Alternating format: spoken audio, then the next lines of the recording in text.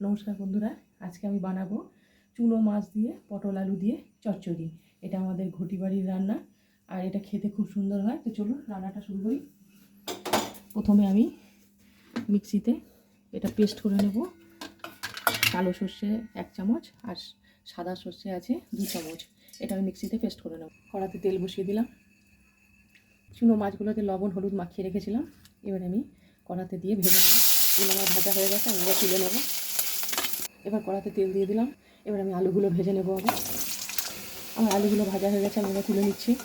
এবার আমি পটলগুলো ভেজে নেব। পটলগুলো আমার ভাজা হয়ে গেছে, আমি এবার তুলে নেব। এর মধ্যে দিয়ে দেবো 5 ফোড়ন, দিয়ে দেবো কাঁচা লঙ্কা, দিয়ে দেবো পেঁয়াজ, দিয়ে দেবো হলুদ গুঁড়ো। এর মধ্যে দিয়ে দেবো বেটে রাখা সর্ষেটা, ভেজে রাখা আলু আর পটলটা, দিয়ে দেবো সামান্য একটু জল, লবণটা দিয়ে দিলাম, দিয়ে দেবো 2-4টে চিনির দানা।